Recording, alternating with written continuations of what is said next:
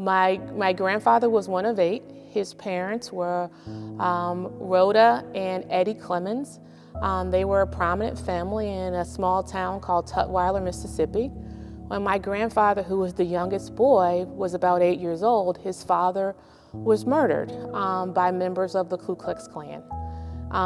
It threw his family from being a very prosperous family in the town into extreme poverty. They lost their home, they lost all their possessions, and they literally, his older brothers and sisters had to drop out of school and start picking cotton to survive.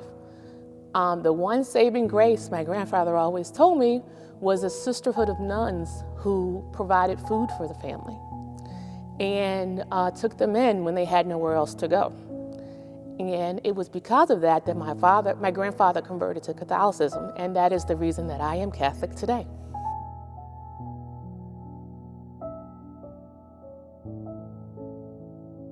While he was certainly grieved by the loss of his father, he was always very touched by those sisters who cared for him and his siblings and his mother.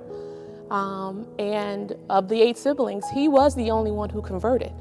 And my grandfather, until he passed away in 2001, was a devout Catholic. I was born and raised in St. Louis, Missouri, which is a very Catholic city. And so for me, I grew up in the parish where my father was baptized, where my grandparents were married. And to me, being Catholic and being Black wasn't unusual.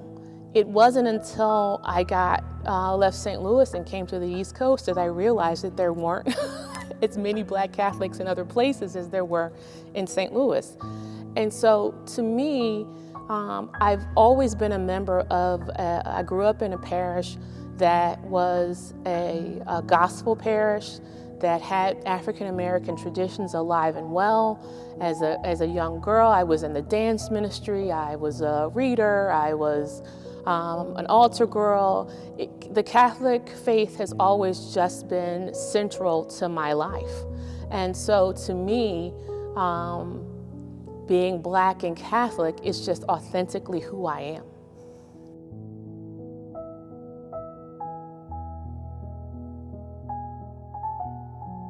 So I hope I bring the perspective first as a child of God, also as a wife and a mom of 3 Black sons. One of the most difficult things in the past year, and also in previous years, is explaining to your sons, who you've taught to be fair and treat everyone equally, who've learned from me the Beatitudes, which have always drawn me to the Bible, and for them to realize that the world in many places does not see them as who they are, but simply as what their shell is. And so it is very difficult as a mom to see your children realize that reality. And so part of what I believe I can bring to the commission is that perspective. As a mom who worries about her sons and her husband and her cousins and her brother, but also as a public servant who every day tries to do the best that they can to protect the citizens of this city and of the Commonwealth. Christ commands us to love each other as He loves us. And I believe that it is never too late to do the right thing.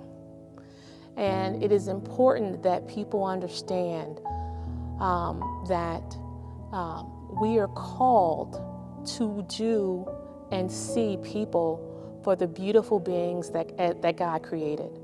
And while people may make mistakes, we all have faults, we are all perfect in our humanity. And it is that humanity that, in the words of John Lewis, and I'm going to paraphrase here, calls us to get into good trouble, necessary trouble. Trouble that when you see something wrong, you say something. When you are in a position to stop something wrong, you do it. I think one of the most important things to focus on is truth and reconciliation. A familiar cry in the street during the social justice protests are, no justice, no peace. And while I know that many people want peace, they really want quiet. Quiet is not the same as peace. Peace requires justice, and justice requires truth. And therefore, I believe that we start this with some truth and reconciliation, with some understanding of where we have come from, the historical implications of that, how it is impacting people today, and how do we reconcile that history with where we are and where we want to go.